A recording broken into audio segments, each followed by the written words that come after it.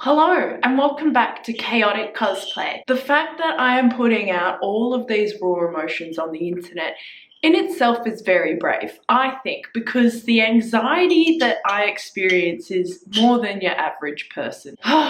It is day number 2 of me trying to make a Barbie cosplay. First time making pants, haven't touched the sewing machine in like 4 years. It's gonna be fine.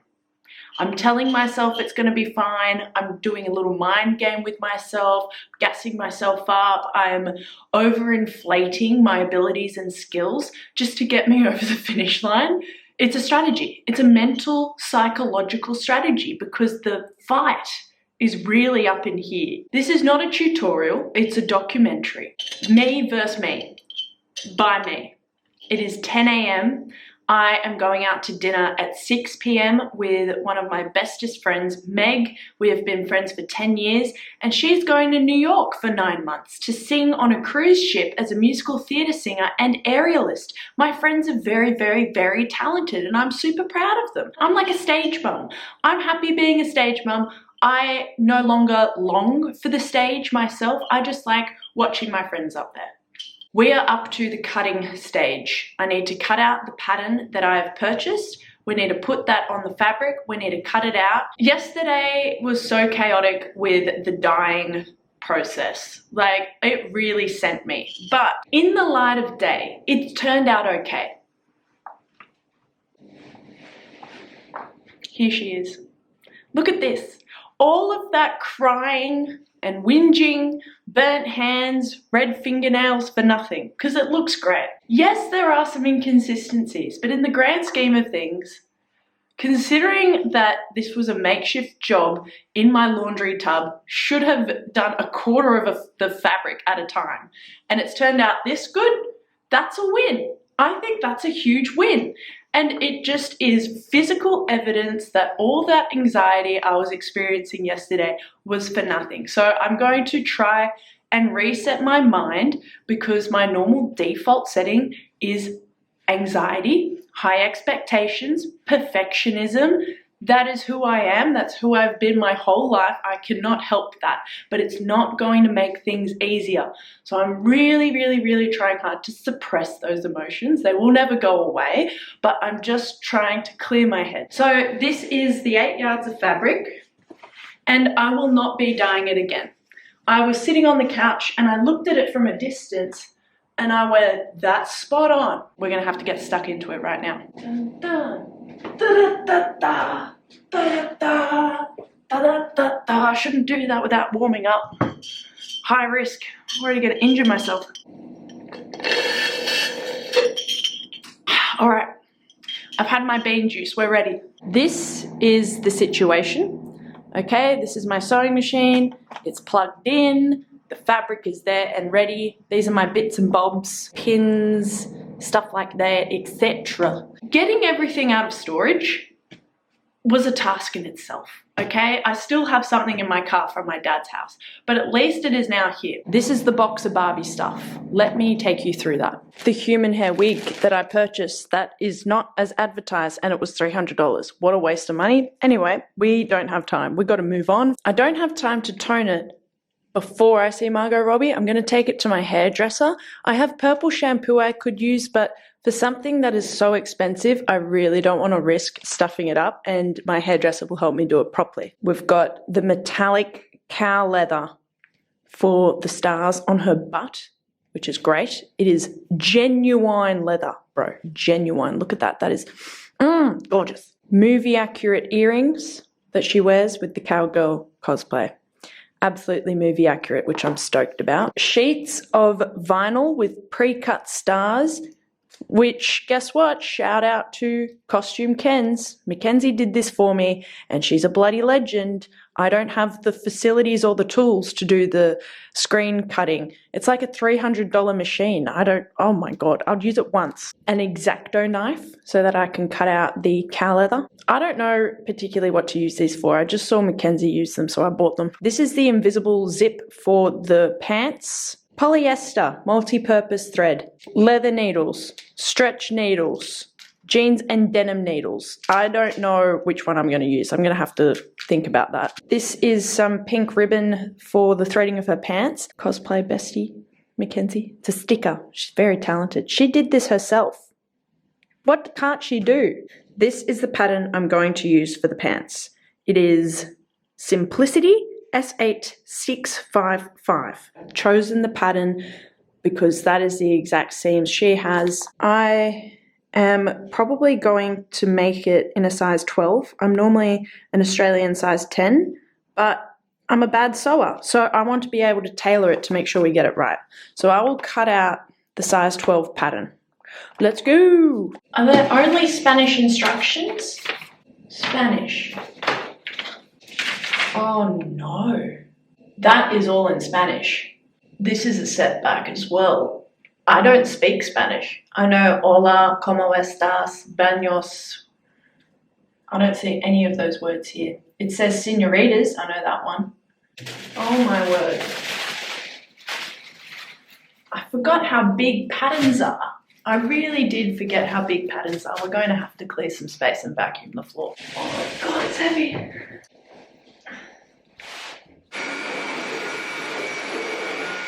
All right, round 2 really makes you think, what are the patterns like for a spaceship? You know, like if this is pants, what are they dealing with? This is so much more thinking than I originally anticipated, which is really, really sucks when you don't like thinking. My hands are so shaky from drinking coffee. This is gonna be way more time than I expected. I'm seeing so many lines. There's a lot of lines in my head. I finally finished cutting out all my pieces. 4, 5, 7, 8. No 6. We're not doing pockets. We're doing metallic butt stars. The next step, we're going to iron the fabric. Lay the fabric down, pin it down, cut out our pattern. This is a lot of fabric, bro. This is a lot. Matches, I'm matching. Living my dream as a 1950s housewife. That's the goal. Not in this economy though. It's hard to know if they're creases or if it's dyed that way. Can you see like a little bit of tie-dye in this area here? Yeah, so it's not a perfect dye. I watched some YouTube videos on how to read and use patterns, and thank goodness the general directions are in English, so I'm going to quickly read those. Gosh, here, look, I actually know something. Putting the tripod between my legs, hold on. I actually do know something. I remember this from my sewing days. You've got 2 types of stretch fabric. Ones that stretch just this way, that's one-way stretch.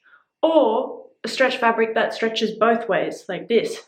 This is a one-way stretch fabric. It only stretches this way because of the fibers that are sewn horizontally stretch that way. We want the stretch to go horizontal on the pants. We don't need the pants to stretch up and down. We need the pants to stretch horizontal to fit in curvature, etc.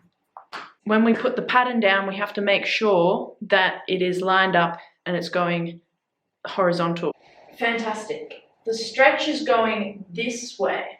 Admiring the different areas of my dyeing situation. Ironing more fabric so that we have more option of picking the best dye sections.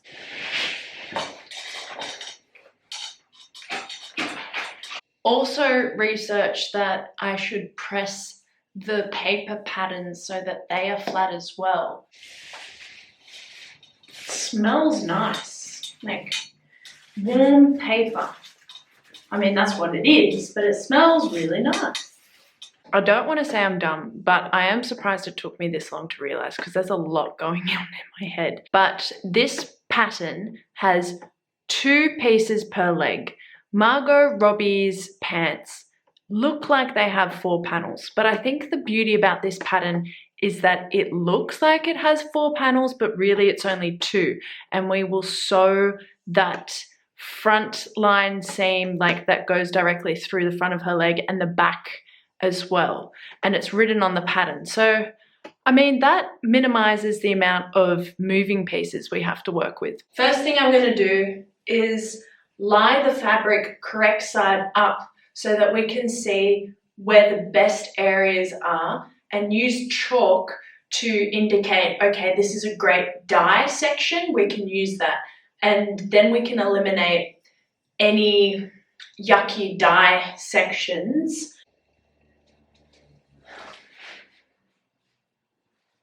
All right, team, after laying out the fabric with the right side up, after ironing it, it is very clear that the whole fabric is not dyed evenly. On camera, it looks okay. In person, it's not okay. But we can't live in the past. We just have to make do with what we have now and just move forward. It is a huge shame because I spent so much money buying the fabric from America because white stretch denim was super hard to come by in Australia for some weird reason. And so it's been a huge investment, and to have it go pear-shaped is rightfully really crappy, but we're just going to make do. So the original plan was to see which is the best dyed sections. There are no best dyed sections. There is no perfect piece of this 8 yards of fabric. And so with that information, I'm just going to use the fabric as if it was perfect and not worry about the different sections, because it's going to be too perfectionist. I'm going to like bash myself up. There's no perfect piece. Move on. If we dye it again, it's not going to even it out. It's just going to make the darker sections darker and the lighter sections the right color. And so we just move on. Anyway, let's be real though. From a distance, it doesn't look that bad. Once you start to really get close to it, you can probably see a few inconsistencies.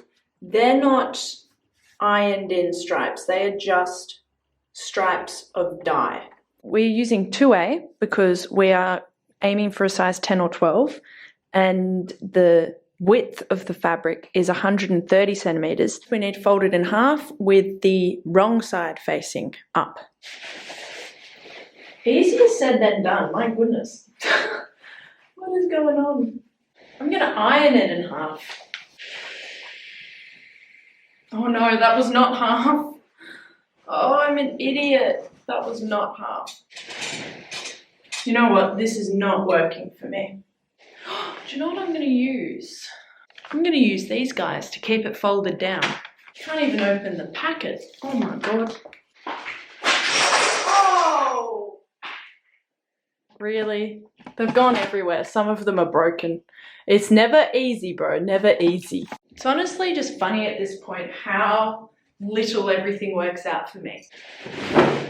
That's way better. Way better. Those wonder clips have done wonders. No wonder they're called wonder clips. It's all happening, people. We start pinning. Does she know what she's doing? Absolutely not. Dun, dun, dun. Ow! Oh. No need to complain. Got to keep going. That is one leg pinned down. Okay, finish pinning. It is time to cut. It's showbiz, baby. I got my fabric scissors. There is no time to think and stress. We are just going to do. Let's just do. Take my Crocs off. Just do. Just do. Be free. Oh, we're cutting. Oh, it's becoming very real now.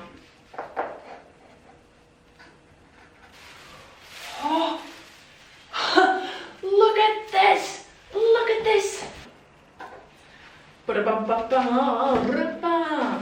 Look, Mum. Look at that. Da, da, da. That is the butt part. Oh, ta-da.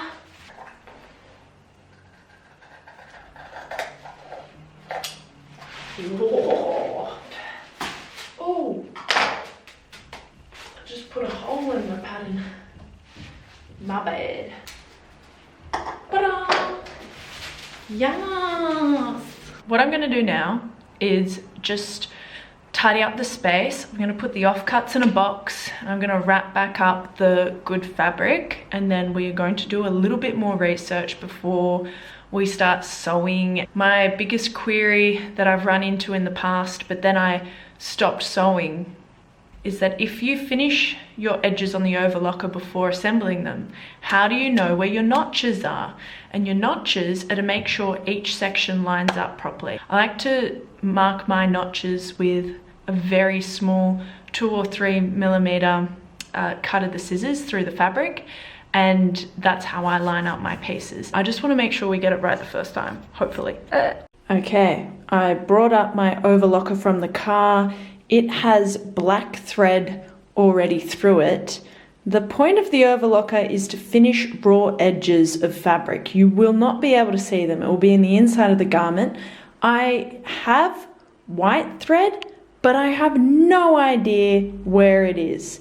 That's not helpful. It would be nice to keep the continuity and have it white. I watched several videos on my concern about finishing the edges, and after contemplation, I think the best way to do it is to keep the edges raw until I've tailored the fit to me, and then do open serger / overlocker finishing.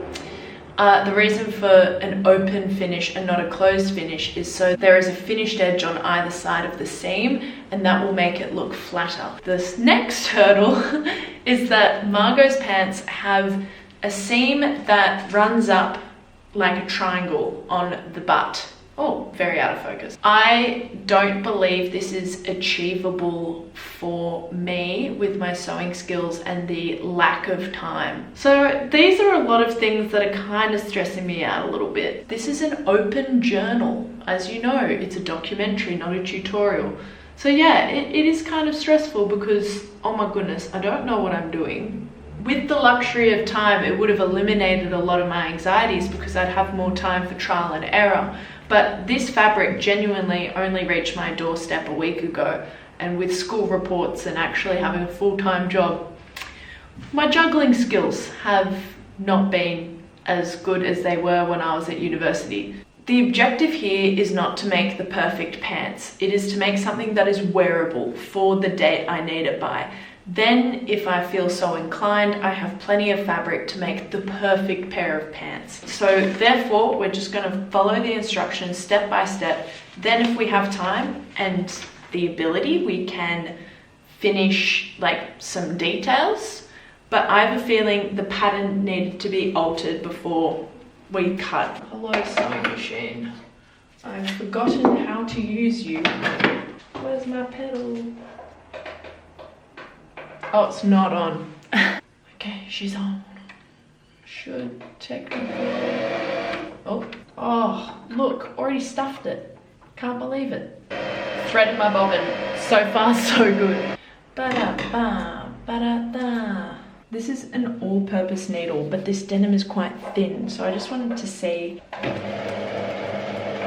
It definitely worked, but the needle was under a bit of pressure.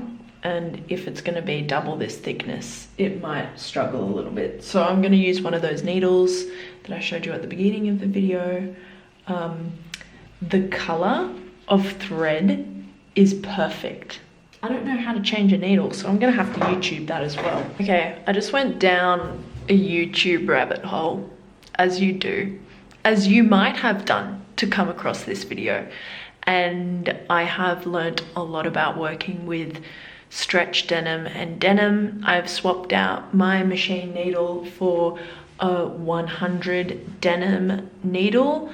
I have also increased the tension on my machine to 4, and I have chosen a stitch length of 3, and now we are going to try and sew 2 pieces of scrap together to make sure that I have the right tension, the right everything, so that then we can actually move forward. I think there's something wrong with the tension.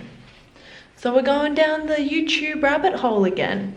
We haven't even started sewing because there's just so many details. I sewed 2 pieces together like this, so that I was also practicing my seam allowance. It's pretty damn good. Team, I'm gonna have to sign off because I need to go to dinner with my friend.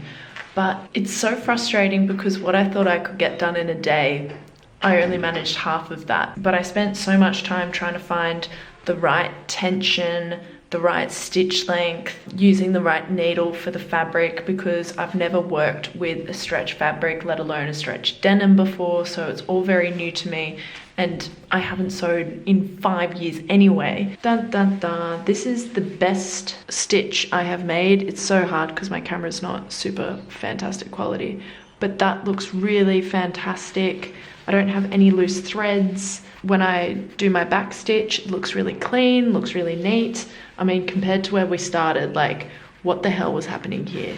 I don't know, but this is really clean, and that's what we're going to go ahead with. So I don't know, for your reference, if you are using this as a tutorial, which you shouldn't be, this is a documentary. I am on 2.5 tension, stitch length 3. My needle is denim, 100. I don't know what the 100 means, but it's 100. And I'm using a thread that's actually quite famous. I didn't know it was a famous high quality thread.